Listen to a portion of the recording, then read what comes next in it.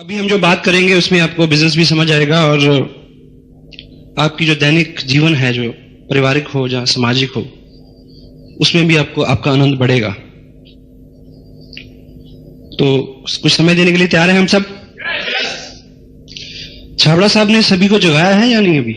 हाँ जी, जगा दिया जी। किसी गलत व्यक्ति को तो नहीं जगा दिया? एक बार यहां से कश्मीर मेल चलती है जी, अपना नई दिल्ली से अमृतसर के लिए रात को 10:30 बजे।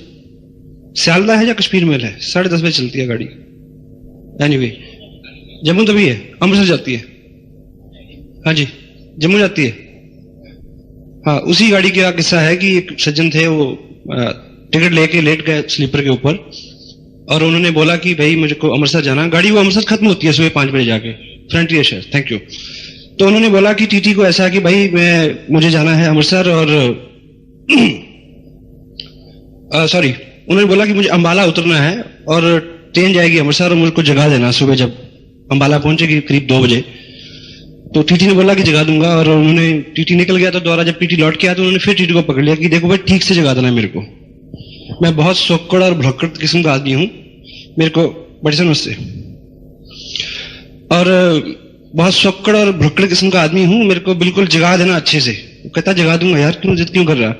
तो 3-4 बार बोल दिया। टीटी बड़ा झुंझला गया, कहता देखो झुंझलाओ मत, मेरी ये कमी है, मजबूरी है, आप मेरे को नीचे उतार देना बस ट्रेन से। मैं कहूं कि नहीं उतरना तब भी उतार देना, मेरा स्वभाव ऐसा है, मेरा सामान फेंक देना, मेरे को चढ़ने मत देना दोबारा। टीटी ने भी सोचा कि अजीब आदमी है। तो सुबह 5 बजे जब अमृतसर गाड़ी पहुंचती है तो वो व्यक्ति उठता है, उसको स्वीपर उठाता है आगे, झाड़ू पोछे वाला। तो वो दिखता है कि अमृतसर आ गया और टीटी ने मेरे को जगाया नहीं। और वो नीचे उतर के आता है। तो जब सभी टीटी लोग जहां चाय पी रहे हैं, सुबह 5 बजे का वक्त है, गुरुद्वारे से आवाज आ रही है गुरबाणी की, तो वो गालियां देता है टीटी को, बहुत बड़ी बड़ी। ठीक है, तो बाकी टीटी लोग कहते हैं कि भाई तेरे को क्यों गालियां दे रहा? इसने आपकी ड्यूटी लगाई थी कि जगा देना और आप भूल गए, तो इसमें ऐसी क्या बात हो गई? सबको जगाना तो हमारी ड्यूटी नहीं है, लेकिन वो बहुत गालियां दे रहा है और टीटी बिल्कुल विनम्र होकर सुन रहा है, बिल्कुल उसको कोई शुभा नहीं, कोई उसके गिला नहीं हो रहा। तो टीटी ने उनके साथी ने बोला कि तुम चुप क्यों हो भाई? कहता भाई ये क्या गालियां देगा? गालियां तो वो दे रहा होगा जिसको मैं अंबाला उतारा है। उसने कहता कि मेरे को बड़ा बोला कि मेरे को अमृतसर जाना है, मेरा सामान नीचे मत फेंको। तो हाँ जी, कोई ऐसा तो नहीं है जो गलत जगह उतार दिया छाबड़ा साहब ने? सब सही जगह है जी, यू आर मोस्ट वेलकम। बाबा फरीद का एक, कहते हैं उसको, काफी है उसका एक शेर है, कहीं आप सुना होगा आपने। कागा नैन निकास के पिया पास लियो जा, कागा नैन निकास के पिया पास लिए जा, पहले दर्श दिखाई के पाछे लीजिए खा। इसके अर्थ हैं, कौवे को बोलते हैं कि ये मेरी जो आंखें हैं इसको निकाल के मेरे प्रीतम के पास ले जा, जब मैं उनको देख लूं फिर इसको खा लियो। इस तरह की कमिटमेंट है अपने अंदर जीत के लिए, इस तरह का जज्बा है। हाँ जी, सिर्फ जज्बा चाहिए। अभी एजुकेशन की बात हो रही थी, अपने चीफ मिनिस्टर हैं हरियाणा के भजनलाल जी।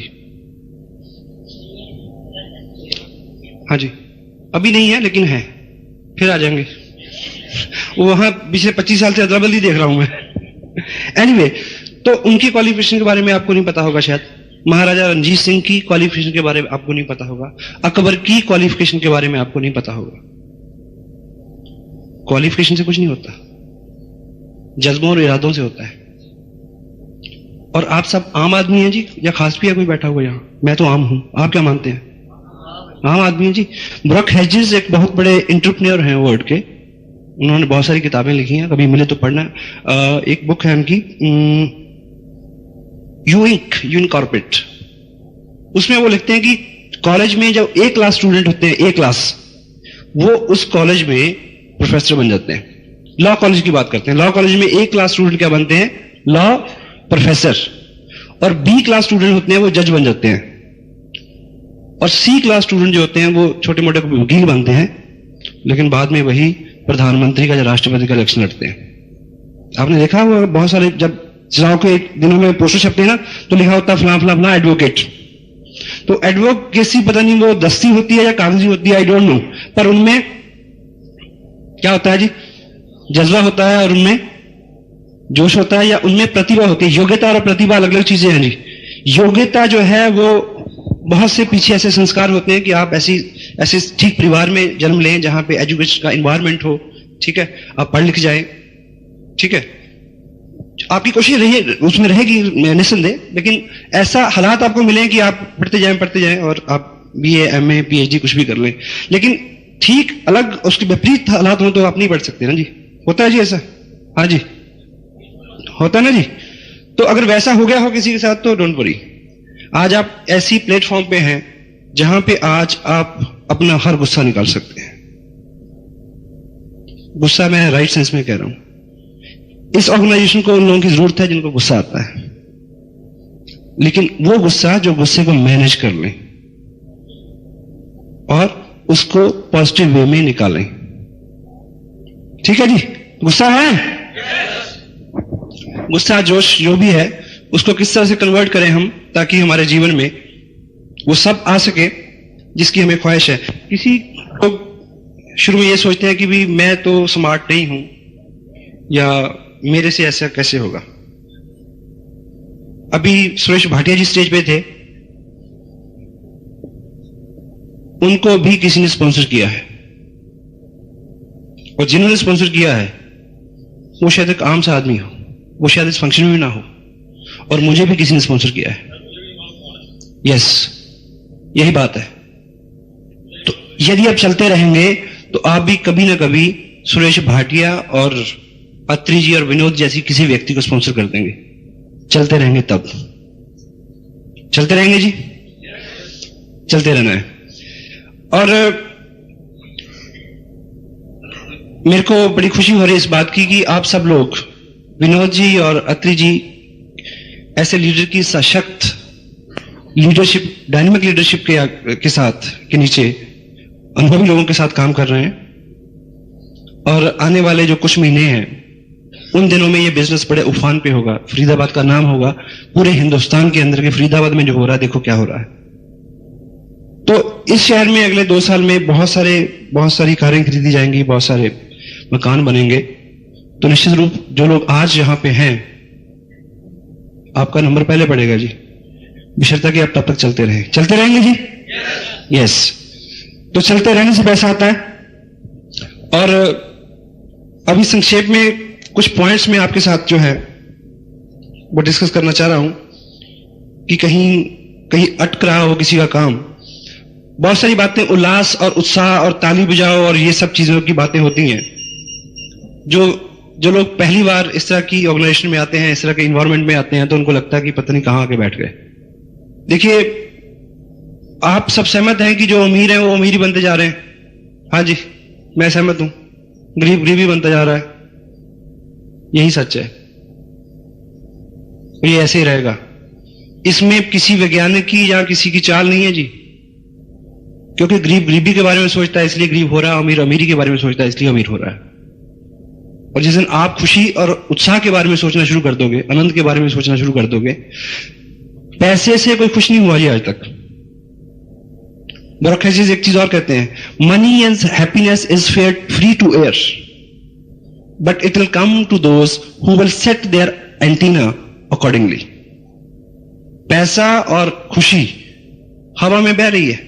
देखिए, अगर शुरू में आज तो सिस्टम दूसरा हो गया, जब आज से 15 साल पहले हम टीवी लगाते थे तो शाम को छत पे जड़े लोग मिलते थे, वो घुमाते थे उसको कि सिग्नल नहीं आ रहा जी। वो सारी पिक्चर तो, आवाज तो बाई एयर फ्री थी सबके लिए, लेकिन जिसका एंटीना ठीक दिशा में सेट होगा उसी के पास आएगी जो पिक्चर। वो तो पैसा भी इसी तरह से है, कामयाबी भी इसी तरह से है। यदि हमारी सोच आज खुश रहना शुरू करते हैं, आज से आप प्रिंसिपल बना लें, तो खुशी आकर्षित होती जाएगी आपकी तरफ। ये मनोवैज्ञानिक सच है। कभी आपको पढ़ने को मिले तो एक किताब है जिसको जोसेफ मर्फी उसके राइटर हैं, और उसका नाम है power of your subconscious mind. बड़ी जल्दी उनका हिंदी एडिशन भी आने वाला है, ठीक है। सो और इत्तेफाक यह है कि अगर आप बहुत सारा नहीं पढ़े हैं और बहुत सारा नहीं पढ़ना चाहते हैं तो यहां आते रहे ऐसे सेमिनार्स में, ठीक है। तो ऐसे वैज्ञानिकों ने 20-20, 50-50 साल लगा के ये प्रमाणित किया है कि अमीर होने के लिए, कामयाब होने के लिए सैद्धांतिक जो चीजें हैं, देखिए अगर आप पढ़े लिखे नहीं है तो ये तय है कि आप किसी यूनिवर्सिटी में प्रोफेसर नहीं लग सकते, लेकिन आप प्रधानमंत्री बन सकते हो। हाँ जी, इतना बड़ा ड्रीम तो होना चाहिए ना फिर। तो आज जितनी भी तैयारी है, जो भी जहां भी हम खड़े हैं, उससे बहुत बड़ा फर्क नहीं पड़ता। आप कहां से आए हैं उसका कोई मतलब नहीं है, आप कहां जा सकते हैं उसका मतलब है, और जाएंगे उधर जिधर अपना रुख होगा। तो आज आपका रुख एक ऐसी अपॉर्चुनिटी की तरफ है जिसने हजारों ऐसे एग्जाम्पल पैदा किए हैं हिंदुस्तान में। तो निश्चित रूप से आप भी उधर जाने वाले हैं, और ये उत्साह बना रहे। अभी कुछ टेक्निकल बातें हम करेंगे। शाबरा साहब ने एक बात अभी आपके सामने रखी थी कि प्लान दिखाना है। हाँ जी, प्लान दिखाना है, प्लान बताना नहीं है। तो प्लान दिखाने से अभिप्राय क्या है? कितने लोग हैं जो हाथ से ड्रॉ करके किसी को प्लान दिखाते हैं? मैं सीधा है, हाथ से ड्रॉ करके किसी को प्लान दिखाते हैं। अब देखिए, प्लान बताने में और दिखाने में एक मनोवैज्ञानिक अर्थ है, इसको समझने की कोशिश करें। जब मैं किसी को प्लान बताता हूं तो उसको लगता है कि मैं बोल रहा हूं, वो सुन रहा है, क्योंकि जब भी कोई आदमी मुंह खोलता है तो सामने वाले को एक मैसेज आता है कि इसमें इसका कोई स्वार्थ है जो बोल रहा है। तो जब मैं किसी को बताता हूं तो मैं उसको संबोधन करता हूं। जब मैं उसको ड्रॉ करता हूं तो वहां एक थर्ड पार्टी होती है, क्योंकि मैं वहां एक मैन्युफैक्चरर बनाता हूं, मैं एक कस्टमर बनाता हूं, मैं एक कंपनी बनाता हूं, आरसीएम लिखता हूं। तो तब वो उससे बात कर रही होती है, जबकि बोल मैं रहा होता हूं। इन चीजों में इसीलिए वो आपकी बात सुनते ही एकदम रिएक्ट करता है। होता है जी? सहमत है आप? अगर सहमत ना भी हो तो कोई बात नहीं, लेकिन रिजल्ट इससे आएगा, प्लान दिखाने से आएगा, ठीक है। और जो भी लोग प्लान दिखा रहे हैं आज की डेट में, वो चाहते हैं कि मार्च महीने की 15, 16, 18 तारीख के बीच जो आपका चेक का है वो इस फरवरी से डबल हो। तो एक कोशिश करें जी, अगर आपकी डाउनलाइन में 5 लोग प्लान दिखा रहे हैं तो 28 फरवरी से पहले पहले उनकी संख्या 15 कर दो। उनको बिठाओ, उनके सामने 10 बार प्लान दिखाओ। MLM, manufacturer, consumer, distributor, this blah blah blah. 5 साल पहले, 2.5 साल पहले कंपनी शुरू हुई, 5 लाख लोग जुड़े, अराउंड 20 करोड़ रुपया बटा। आरसीएम कंसेप्ट का नाम है। 1300 रुपए लेकर 3000 रुपए तक की 18 किट, ठीक है। आप जुड़े, 2 लोग जुड़े, 5000 पे 10%, 10 पे 12.5, 15, 18, 20, 25, 30, ठीक है। दोनों लग 30, 6% रॉयल्टी, 21,000 इनकम, दोनों 30 पर 3 महीने सस्टेन करेगी, 40,000 से प्लस, ब्ला ब्ला ब्ला। कितने मिनट लगे? अपने ग्रुप में अगर 5 लोग हैं तो उनको 15 कर दो। अगर खुद नहीं सीखा है तो उसको पकड़ लो, जो भी नजदीक है जो आपको सिखा सकता है, सुबह दोपहर शाम कभी भी। प्रैक्टिस से होगा जी, सीख लेंगे जी। कितना किसमें हुनर चाहिए मुझे बताइए। और कोई आदमी आपको नहीं पूछेगा कि आप इसको जानते हैं, जो आपने रट्टा मारा हुआ है। हाँ जी, कोई पूछता है जी? ठीक है, तो ये बात हो जाएगी। ये काम देखिए, हाँ ना में जवाब लेते रहिए, हो जाएगा जी? यस। और इसके आगे देखिए, इनविटेशन की बात आती है कि आप लोगों को इनवाइट करते हैं कि आप उनको उनका प्रोजेक्ट, उनका प्लान देख लें। तो लोग आ जाते हैं जी आराम से? नहीं आते जी। क्या कहते हैं जी आप उनको? हाँ जी, ऐसे बहुत प्लान देखे हैं, तो उनको प्लान मत दिखाना। देखिए, कोई चीज, हर चीज आपके लिए उसी तरह से काम करे ये मैं गारंटी नहीं देता, लेकिन उसमें नए नए तरीके खोजे जा सकते हैं। अगर कोई आप ही के सेक्टर में कोई व्यक्ति रह रहा है और वो आपके घर उठ के आए, बड़े दूर हो गया ना, बड़ा काफी फासला हो गया, 2-4 मीटर का या गज का या ना 1 किलोमीटर का। एक व्यक्ति को मैं बुलाता हूं, वो कहां से आता है? करीब 150 किलोमीटर चल के आता है। लेकिन मैं उसको क्या बोलता हूं? मैं उसको बोलता हूं कि मेरे एक फ्रेंड है, वो एक बहुत बड़ी मिल है भीलवाड़ा में, उसके डिस्ट्रीब्यूटर हैं। ठीक, झूठ तो नहीं बोला मैंने? हाँ जी, झूठ तो नहीं बोला। और उनको मैंने बोला कि वो जो डिस्ट्रीब्यूटर हैं वो उस कंपनी के जो मालिक हैं उनके बड़े करीब हैं। गलत तो नहीं कहा? ठीक कहा जी। और वो आपके एरिया में एक डिस्ट्रीब्यूटरशिप देना चाह रहे हैं, क्योंकि उस एरिया में पहले कोई नहीं है, या है तो, लेकिन आपको, मैंने आपके बारे में उनको बताया, आपकी बैकग्राउंड के बारे में, तो वो कहते हैं कि हां, और उसमें कोई आपकी इन्वेस्टमेंट भी नहीं होगी, लेकिन आपको एक दिन निकाल के इसको चेक करने आना पड़ेगा। तो वो दुकानदार आदमी है जी। कभी दुकानदार बंद करता है दुकान? नहीं करता ना जी। उस आदमी ने दुकान बंद की, शटर लॉक किया, जलंधर से कैथल तक वो आया और देख के चला गया।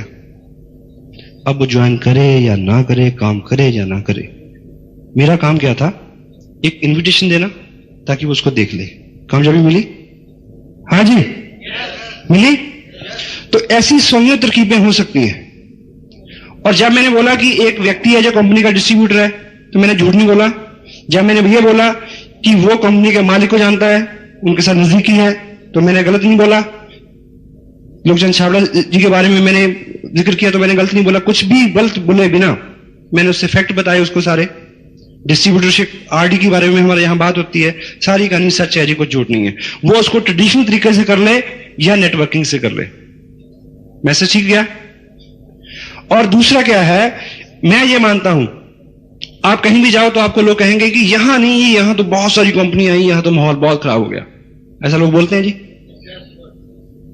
ये हर जगह है। और मैं इस पीरियड को नेटवर्क के लिए सबसे हेल्दी समय पीरियड मानता हूं जी, क्योंकि लोग ऊब चुके हैं गलत चीजों से। आप उनको सही चीज दिखाओ, उनकी समझ में आएगी, पर दिखानी आपको पड़ेगी। यदि आप ये मान चुके हैं कि बहुत कुछ हो चुका है, बहुत सारी कंपनियां आ चुकी हैं, जा चुकी हैं, ये है, ब्ला ब्ला ब्ला ब्ला, तो आप घर बैठोगे। आपको यह विश्वास होना चाहिए कि आपके पास जो चीज है वो इस धरती पे सर्वश्रेष्ठ चीज है। आप जो नेटवर्किंग के माहिर हैं, आप मेरे सामने बिठाओ उनको किसी में से। इससे बढ़िया प्लान, पी, किसी और कुछ और पीने की बात मैं नहीं कर रहा।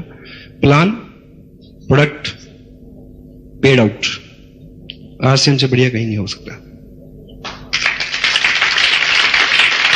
क्योंकि प्रोडक्ट इतना ड्यूरेबल है, इतना ड्यूरेबल प्रोडक्ट है, टैक्स का कोई झंझट नहीं है, हर आदमी की प्राथमिक जरूरत है। ठीक है, तो आसान हो गया। लेकिन आप ये विश्वास मान के चलें कि इसके बारे में किसी को कुछ पता नहीं है, तो आपका काम होगा। यहां कितने का टिकट लिया जी आपने आते हुए?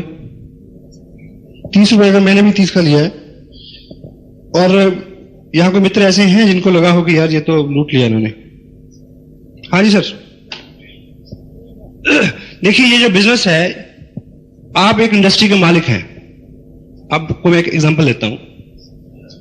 अगर आप फरीदाबाद में कहीं, अगर फरीदाबाद में आपने कहीं एक फैक्ट्री लगानी हो जिसमें 2 करोड़ रुपया लगता हो, तो आपको आपके घर के बगल के बिल्कुल बगल में जगह मिल जाएगी जी? नहीं मिलेगी ना। तो 5, 10, 20 किलो 25 किलोमीटर बाहर मिलेगी। आप 2 करोड़ रुपया लगाएंगे वहां, 50 लाख अपना, 50 लाख बैंक का, 50 लाख दोस्तों का, 50 लाख रिश्तेदारों का, इस तरह से लगते हैं पैसे उसमें। ठीक है। और जब आप उसको रन करोगे तो घर से फैक्ट्री तक किससे जाओगे जी? पैदल? हाँ जी, गाड़ी से, स्कूटर से। तो वो 2 करोड़ की इन्वेस्टमेंट की जो इंडस्ट्री है, वो 1-1.5-2 लाख रुपए महीना आपको दे सकती है। लेकिन वो 2 करोड़ रुपए इन्वेस्ट करने के बाद भी रनिंग एक्सपेंस, पेट्रोल, वो सब चीजें तो आपको जेब से खर्च करनी है जी। ठीक है। तो 2 लाख रुपए की इनकम लेने के लिए यहां केवल रनिंग एक्सपेंस ही तो लग रहा है, इन्वेस्टमेंट तो है ही नहीं। अगर वो भी आप करने के लिए तैयार नहीं है, सॉरी। हाँ जी, इतना तो हम सब कर सकते हैं जी, नहीं कर सकते? ठीक है। और एक चीज बताइए, फरीदाबाद में कितने न्यूज़पेपर आते हैं सुबह? अगर न्यूज एजेंसी पे जाओ तो आप, चंडीगढ़ में करीब 17 पेपर आते हैं जी। हाँ जी, यहां भी इतने आते होंगे जी। और चंडीगढ़ में हिंदुस्तान टाइम्स जो है करीब 18 से 24 पेज के बीच में होता है, 4 पेज कलर होते हैं। शनि और शुक्रवार को भी उन्होंने 4 एडिशन कर दिए हैं। उसकी कीमत 1 रुपया है जी। जो डाल के जाता है उसको चौनी मिलती है, जो एजेंसी मालिक है उसको चौनी मिलती है, जो एजेंसी तक पहुंचा के जाता है उसको चौनी मिलती है, जो उसके खर्च आता है रैप करने का, बांधने का, बंडल बनाने का, वो सब उसके भी खर्चा होता है। तो आप मेरे को ये बताओ कि प्रेस से वो न्यूज़पेपर कितने का चला होगा? हाँ जी, मान लीजिए कि 0 में चला हो, ठीक, लेकिन आपसे उन्होंने 1 रुपया लिया, तो वो 1 रुपया भी तो छोड़ सकते थे ना। हाँ जी, सपोज कल से न्यूज़पेपर आ जाएंगे, हो जाए फ्री सारे, 1 रुपया भी ना ले, तो आपके घर में कितने न्यूज़पेपर आएंगे जी? 17 आएंगे। तो कितने पढ़ोगे? 1 भी नहीं पढ़ पाएंगे। तो वो 1 रुपया इसलिए लेते हैं कि ताकि आप उसको पढ़ें। यहां 30 रुपए इसलिए ले जाते हैं कि आप इसको सुनो, क्योंकि इससे जिंदगी निकल सकती है।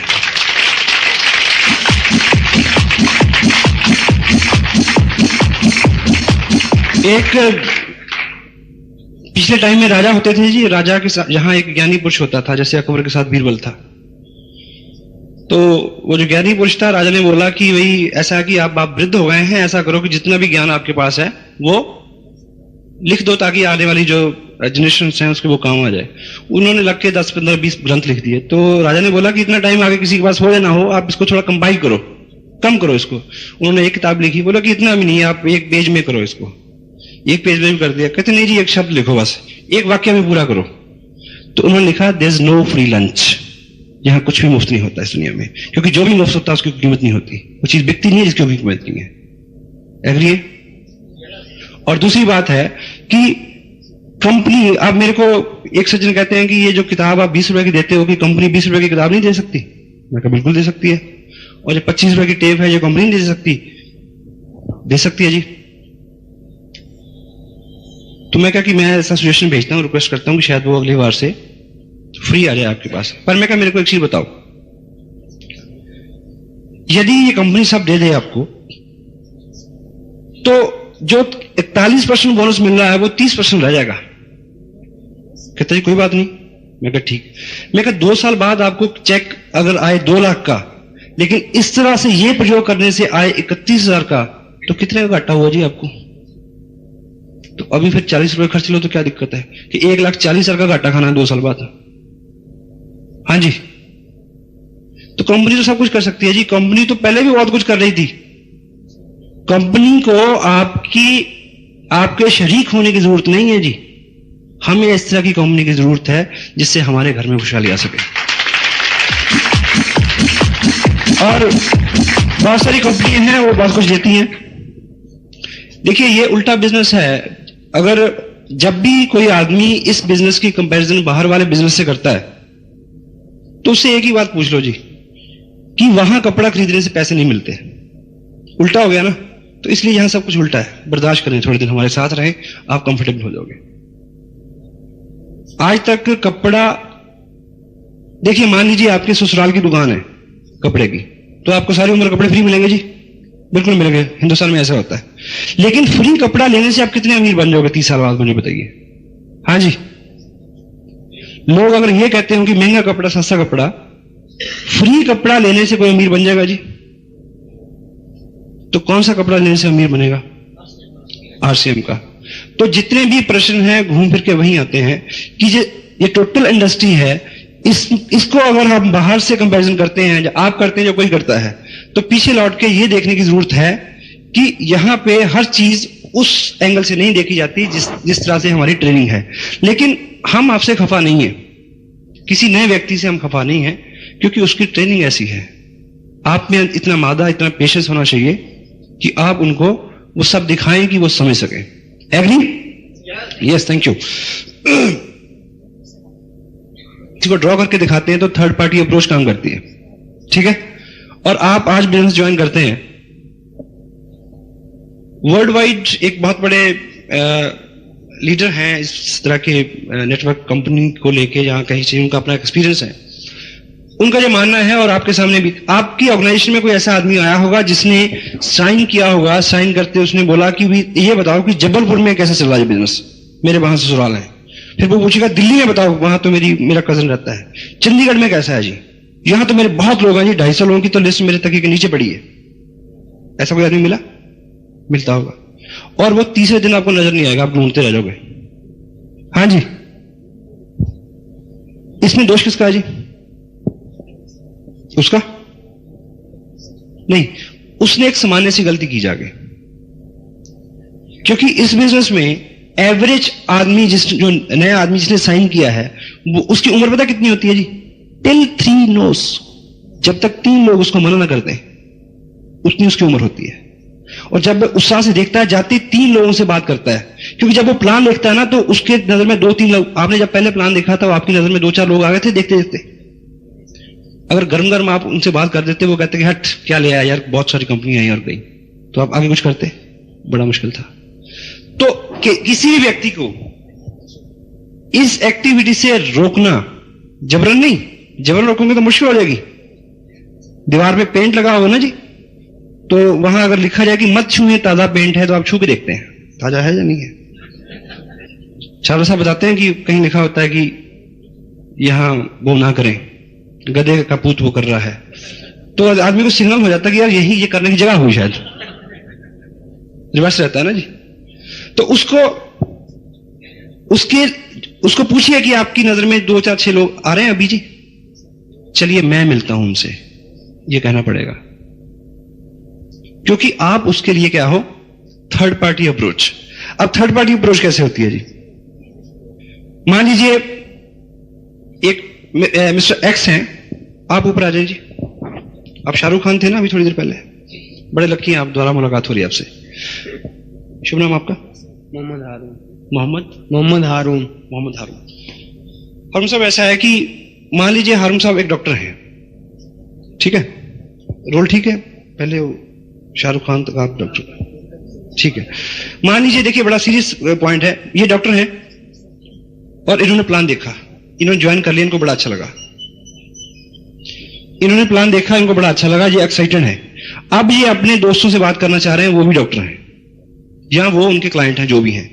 उनके दोस्त इनको एक माहिर डॉक्टर तो मान सकते हैं, एक बिजनेसमैन नहीं मान सकते। हाँ जी, नहीं मानते ना, क्योंकि इस इंडस्ट्री का इनके पास कोई स्किल नहीं है। और मैं हूं इनका स्पॉन्सर, मैंने इनको साइन कराने से 2.5 मिनट पहले ही साइन किया था बाहर कार में, ठीक। और अगर मैं इनके किसी फ्रेंड को मिलता हूं, ये उनको ये बताएं कि ये जो सज्जन है ये इस बिजनेस के बारे में कुछ जानता है, तो वो डॉक्टर जो है ना, उसके लिए मैं क्या हुआ? Third party approach. मेरे सामने वो चू नहीं करेगा, और अगर वो साइन करेगा तो ज्वाइन कहां होगा? अभी हम जो बात करेंगे उसमें आपको बिजनेस भी समझ आएगा, और आपकी जो दैनिक जीवन है, जो पारिवारिक हो या सामाजिक हो, उसमें भी आपका आनंद बढ़ेगा। तो कुछ समय देने के लिए तैयार हैं हम सब?